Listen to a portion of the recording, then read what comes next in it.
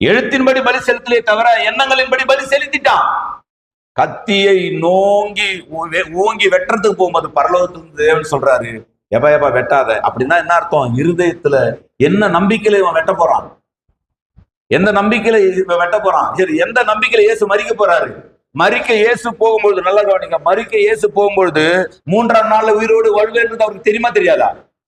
கர்த்தருக்கு அவர் நான் மரிக்க போகிறேன் என்றும் 3ஆம் அடக்கம் பண்ணப்படுவேன் என்றும் 3ஆம் நாள் உயிரோடு எழுந்திருப்பேன் என்று அறிந்திருந்தார். இப்ப ஆபிரகாமும் ஒரு விசுவாசத்தோடு தான் பலி செலுத்த போனா. இந்த ஈசாக்கை நான் பலி செலுத்தினால், ஈசாக்கை நான் சாம்பலாக்கக்கூடிய அந்த கல்லு இருக்குது இல்லையா, அந்த கல்லுகளினாலே பிள்ளைகளை உண்டு பண்ண தேவன் வல்லவராய் இருக்கிறார்.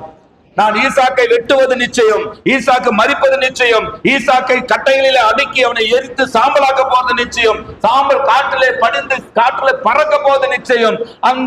அந்த கல் இருக்குது பாத்தீங்களா, அந்த சாம்பலாக்கப்பட்டிருக்கிற ஒரு கல் இருக்குது பாத்தீங்களா, அந்த விறகு அடுக்கப்பட்ட ஒரு பலிபீடம் இருக்குது பாத்தீங்களா, அந்த பலிபீடத்த கல்லுகளில் இருந்து தேவன் ஆபிரகாமுக்கு பிள்ளையை கொடுக்க வல்லவராய் இருந்தார்.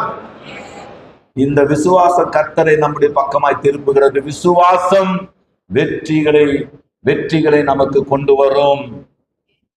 சூழ்நிலைகளை பார்த்து விசுவாசத்தை நீங்கள் தளர்த்தி கொள்ளாதிருங்கள்.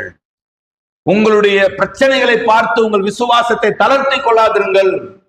உங்களுடைய எதிர்ப்புகளை பார்த்து உங்களுடைய விசுவாசத்தை பயப்படாதிருங்கள். விசுவாசம் உலகத்தை ஜெயிக்கிற ஜெயம் என்பது அன்றைக்கு மாத்திரமல்ல, அது இன்றைக்கும் நமக்கு பொருந்தக்கூடியதா இருக்கிறது.